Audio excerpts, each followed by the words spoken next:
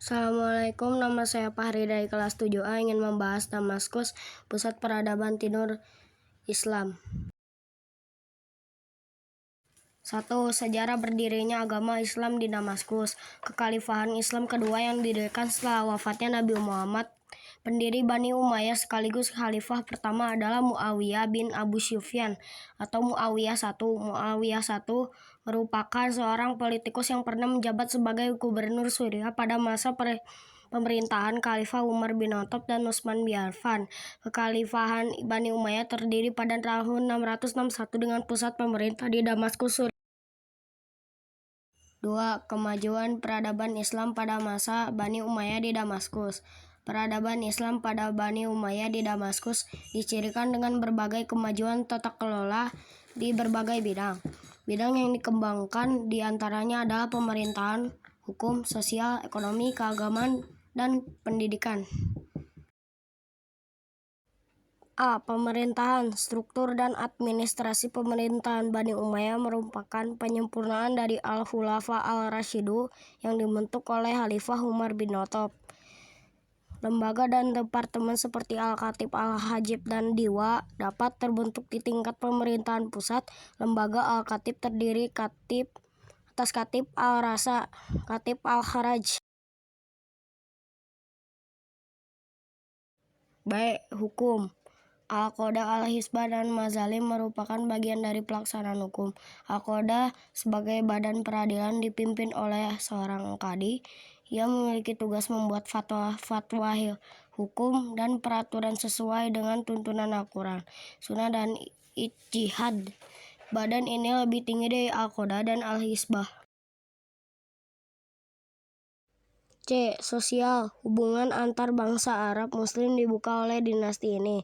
Begitu pula terhadap negara taklukan seperti Mesir, Persia, dan Eropa. Berkat hubungan ini, lahir kreativitas baru pada bidang seni dan ilmu pengetahuan.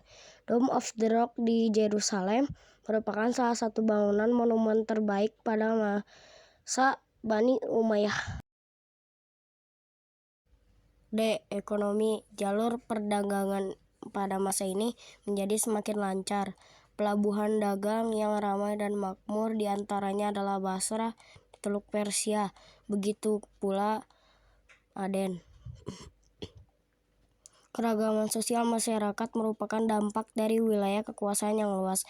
Hal ini terjadi pada aspek sosial, budaya, dan agama. Meskipun demikian, tatanan yang kokoh dan terbuka dapat ditingkatkan lebih berhasil bagi setiap masyarakat sesuai dengan perannya dalam pembangunan.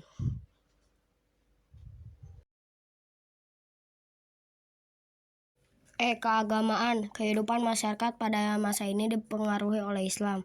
Fanatisme bangsa Arab dipandang efektif dalam membangun negara Islam. Bangsa Arab menjadi bagian dari bangsa Islam. Masjid dan bangunan artistik banyak dibangun memenuhi kota. Gaya Persia dengan nuansa Islam dipadukan secara kental pada setiap sisi bangunan. Sebuah masjid agung terkenal dengan sebutan Masjid Damaskus dibangun pada masa Al-Walid dengan rancangan Abu Ubaidah bin Jarrah. F. Pendidikan. Pada masa Bani Umayyah, perkembangan pendidikan dalam hal ini ilmu-ilmu non-keagamaan belum begitu menonjol. Penerjemahan buku-buku dari bahasa non-Arab belum memiliki arti yang penting.